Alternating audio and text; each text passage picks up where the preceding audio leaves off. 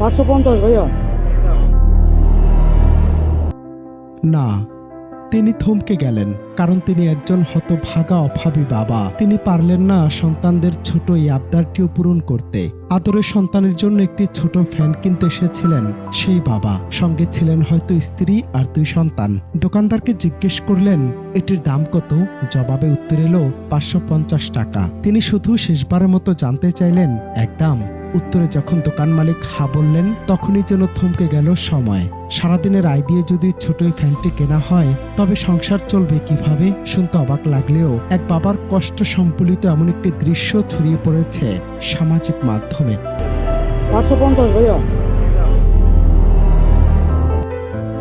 একবার কি কল্পনা করতে পারেন একটি সামান্য ফ্যান, অথচ অভাবের সংসারে সেটিও যেন এক বিলাসবহুল স্বপ্ন।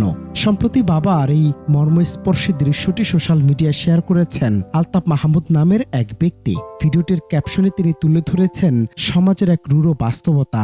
গরিবের স্বপ্ন 550 টাকায়ও পূরণ হয় না। টাকার হিসেব বড়ই কঠিন। আর এই একটি বাক্যই যেন নাড়া দিয়েছে লাখো মানুষের হৃদয়। ঝড়ের গতিতে ভাইরাল হওয়া এই দৃশ্য দেখে আবেগে ভাসছেন নেটিজেনরা।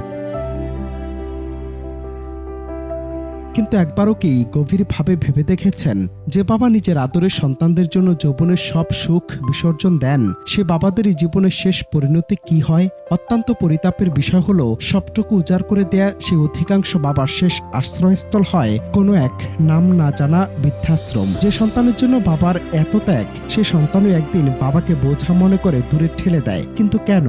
যে বাবা 550 টাকার জন্য সন্তানের আবদার মেটাতে না পেরে নীরবে কাঁদেন, সে বাবার শেষ জীবন কেন এত নিদারুণ অবহেলায় কাটে? প্রশ্ন হাজারো, কিন্তু এই নিষ্ঠুর বাস্তবতার উত্তর আজও আমাদের অজানা।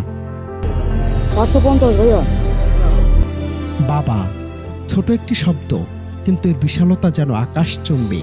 অনেকেই বলেন বাবাদের নিজেদের জীবনে কোনো ব্যক্তিগত চাওয়া পাওয়া থাকে না। তাদের সব স্বপ্ন, সব সুখ কেবল সন্তানদের ঘিরে আবর্তিত হয়। নিজের গায়ে পুরনো জামা থাকলেও সন্তানের মুখে হাসি ফোটাতে তারা নিজেদের যৌবনের সব সুখ আর আরাম ইচ্ছাগুলোকে হাসি মুখে বিসর্জন দেন।